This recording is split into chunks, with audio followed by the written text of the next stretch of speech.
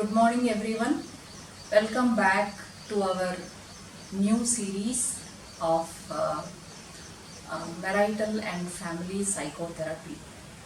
So this is the series that we are going to continue, including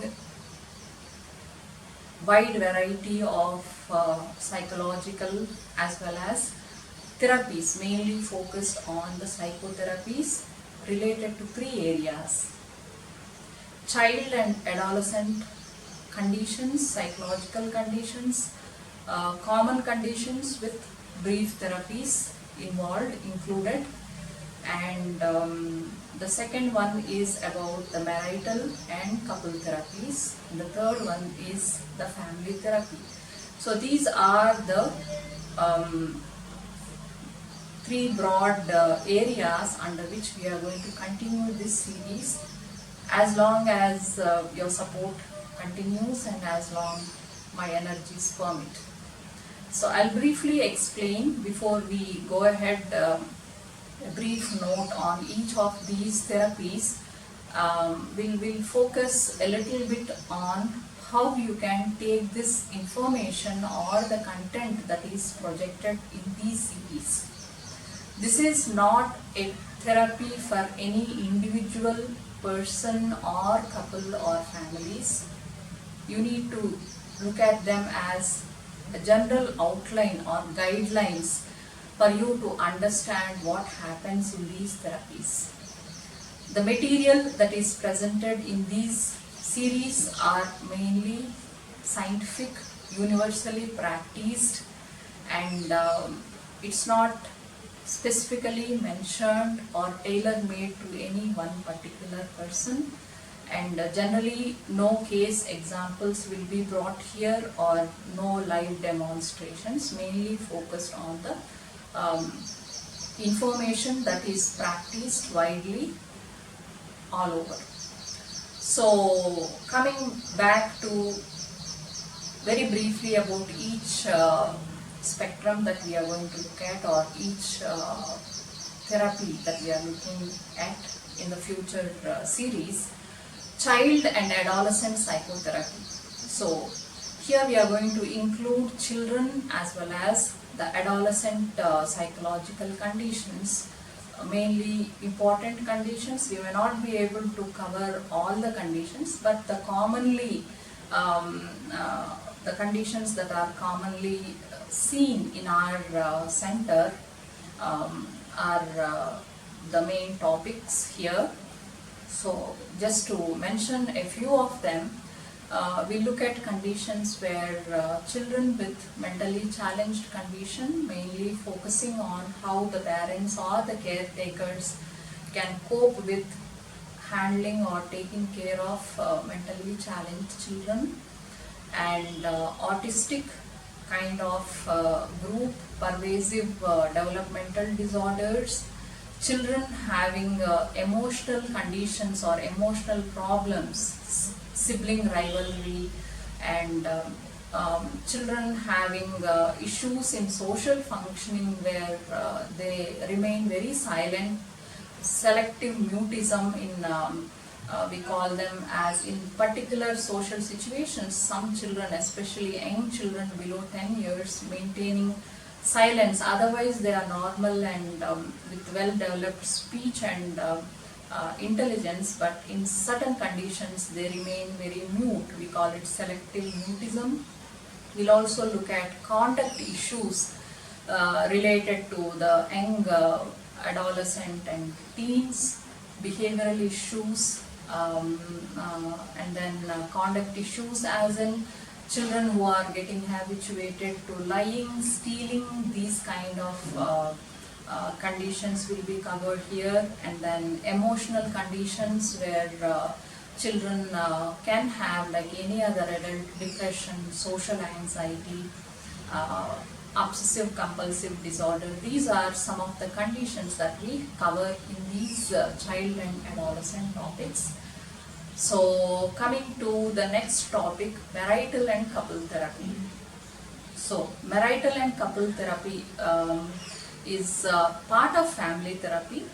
it is like a sub category of um, the family therapy.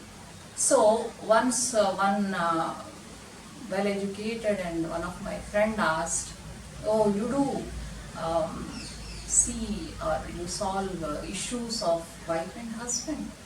So the initial reaction of mine has been a little bit shock, but then I wonder if it is that simple, then we don't have to take so much of hours together sitting, working out on these adjustment issues. So I look at it much more complex and much more scientific, where it dates back to 1950s and 60s, and it's a completely a scientific branch. So looking into what happens in marital therapy, so in order to marital unit or the couple unit is very basic to any family. So whether the future of the nation is dependent on the children's ability to handle different life situations and their ability to face the situations in their life, or healthy habits that one need to nourish, and then the emotional strength that one need to in the odd when there are stressful situations in their life, empathizing with people who are suffering. All these value systems come from the basic unit of the marital or family therapy. So it's important that the strengthening of the marital or family therapy, where we include a wide variety of topics, starting with premarital counseling, choosing a partner, what expectations one can have realistically towards a kind of future partner, and then we look at what are the different trouble spots in marital relationships, what marital life includes, and then what kind of therapies, what communication issues, how the communication between the couple can be an area of strain in their relationship, and so on and so forth. So we are looking at wide variety of these conditions, not only the normal marital area, but we also looking forward to look at conditions where there is issues related to infidelity, issues related to characters, and issues related to a little on diverse side, what happens when there is an abuse, and could be physical or emotional abuse. So all these are the conditions that we are looking as possible marital therapy conditions. So coming back to the last part, the family therapy. So family therapy is, like I said, marital therapy is the subsystem of the family therapy.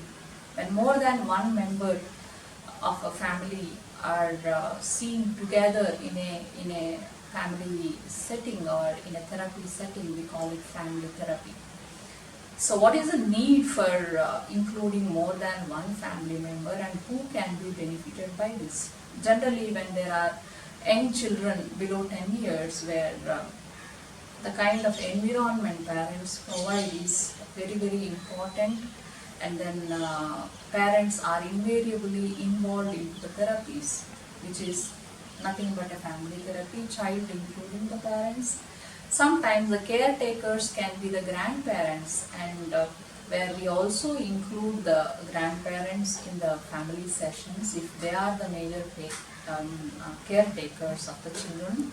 And also the adolescents, where we need to look at a behavioral contracting or restructuring of their expectations from the parents, and adolescents having anger issues towards parental figures. All these need is sitting together and working out different resolutions that are practically possible within their family setting. So in family therapy, the other reason why we include the family members is here. When we look at general scientific reasoning, it's a linear reasoning. 1 plus 1 leads to 2, or there is a kind of linear kind of causality. But here, when it comes to marital and family therapy, the causal pattern is mainly circular. I'll just take a little time to explain the circularity of this reasoning. Kindly look at this. Here I have made a kind of example that generally we come across in our sessions. So I'm trying to explain here a little bit on the circular reasoning that happens in family therapies, taking a child example. So let us look at a child throwing a tantrum for something, some eatable or something that is denied by the parent, keeping the goodwill, or keeping that it is not good for their health. So at this period, some other adult, could be another parent, or it can be any other family member, seeing the child upset, might try to come into the picture. And then the focus here, instead of the child, if the adults themselves have any issues in their relationship, the focus might shift to the possible friction between the adult members. And what finally might end up is either the child is confused, or the child might get what wanted if any one family member want to yield up and then close the fighting. So you can see how it keeps continuing. These kind of situations, we call them as circular reasoning.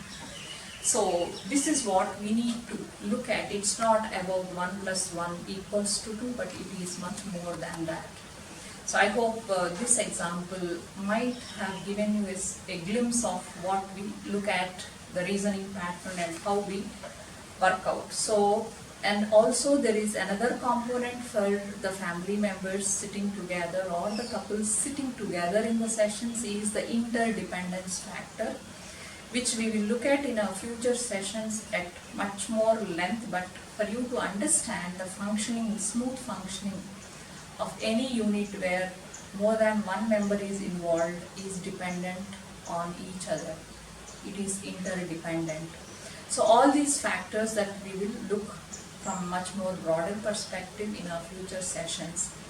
So coming to the last part of our today's introductory series, who can benefit from these kind of therapies and who cannot benefit from these therapies. So people who are motivated to resolve issues between their relationships, and the motivation is a very, very important aspect in the family therapy or marital therapy sessions.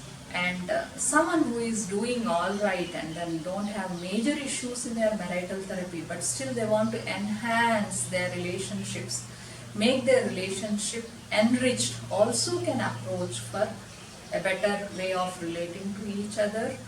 And people who are willing to introspect or retrospect into their behaviors and open to change towards helping the relationship towards a better relating to each other. And mainly the openness towards change, and then flexibility is very, very important when we look at these kind of therapies. And not the least, but your ability or one's ability to look at the vulnerability of, or the conditions where when there is an emotional issue in any of the partner or any of the family member, the ability to empathize or the ability to see the vulnerability and wanting to help them is very important here. And in child and adolescent issues, like I already mentioned, the parental willingness to provide them a kind of healthy environment, and also willing to provide a safe and healthy growing for their children. So these are some of the beneficiaries, and it's also important for us to look at who cannot benefit from these therapy sessions. Specifically, keeping the marital therapy in view, individuals where one spouse is refusing to give up on the extramarital affair, and second condition where the spouse has already decided to seek divorce or in the process of legal proceedings, and also in unstable relations where with severe character issues or personality disorders in one of the spouse, where individual therapy is first recommended and then we will look at the possibility of a couple or marital therapy. And not the least, the physical abuse, especially the physical abuse that is happening or emotional abuse that is happening due to alcohol or any other substance issues. One need to take therapy, individual therapy, before we proceed towards couple therapy. So these are some of the important aspects that I wanted to highlight in these introductory sessions. I'm looking forward for your cooperation, and we should be able to move on towards this most complex yet most beautiful series in future from the coming weeks. Thank you all.